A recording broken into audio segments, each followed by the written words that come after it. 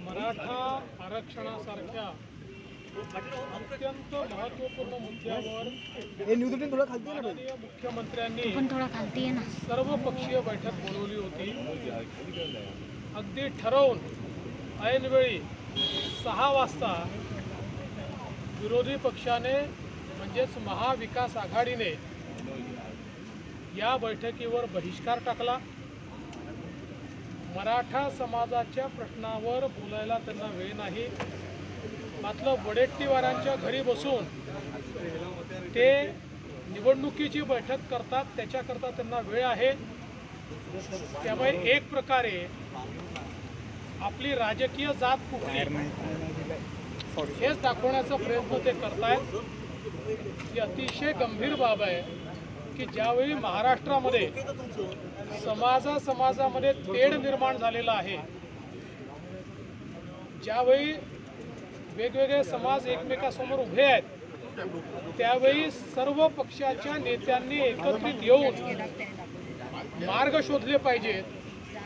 अशा प्रकारची एक परंपरा असताना केवळ राजकीय फायद्याकरता दोन्ही समाजामध्ये खोटं बोलायचं आणि आपली राजकीय पोळी भाजायची, अशा प्रकारच्या मानसिकतेतून विरोधी पक्षाने आज या बैठकीवर बहिष्कार घातला। याचा अर्थ त्यांच्याकरता कुठलाच समाज महत्त्वाचा नाही, त्यांच्याकरता सत्ता आणि निवडणुकाच महत्त्वाच्या आहेत। तथापि या ठिकाणी विविध पक्षाचे नेते आले होते, त्यांनी आपापले मुद्दे योग्य प्रकारे मांडलेले आहेत। एक लार्जर कन्सेन्सस तयार करण्याचा आमचा प्रयत्न आहे। सन्माननीय बाळासाहेब आंबेडकरांनी ही सूचना मांडली आहे की सर्व विरोधी पक्षाच्या किंवा सर्व राजकीय पक्षाच्या, सत्तारूढ असो विरोधी असो, सर्वांना सरकारने या संदर्भात त्यांचं म्हणणं काय आहे हे लेखी मागावं आणि प्रत्येकाने आपली भूमिका स्पष्ट करावी, दुटप्पी भूमिका ठेवू नये, अशा प्रकारचा प्रस्ताव मांडलेला आहे। माननीय मुख्यमंत्री त्यावर योग्य प्रकारचा निर्णय घेतील।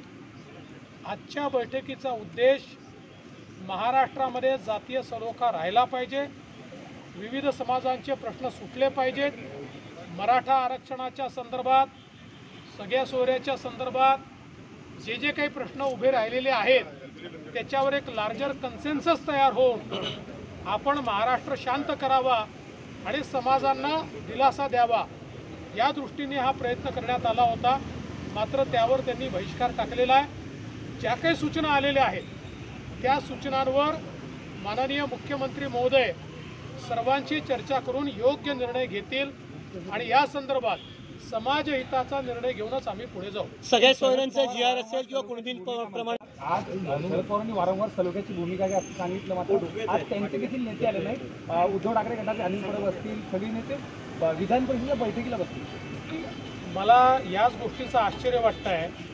किमान मला ही अपेक्षा होती की पवारसाहेब तरी या बैठकीला येतील किंवा त्यांचे प्रतिनिधी तरी येतील, कारण त्यांनी वारंवार ही भूमिका मांडली की 2 समाजामध्ये समन्वय साधा।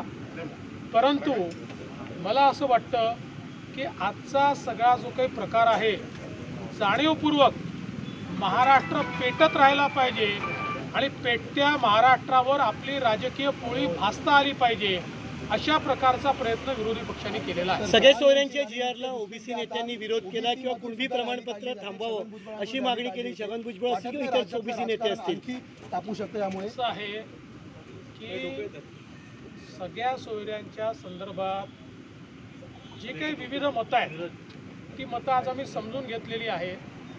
त्यात काही कायदेशीर मतं मांडण्यात आलेली आहेत, तीही समजून घेतलेली आहेत।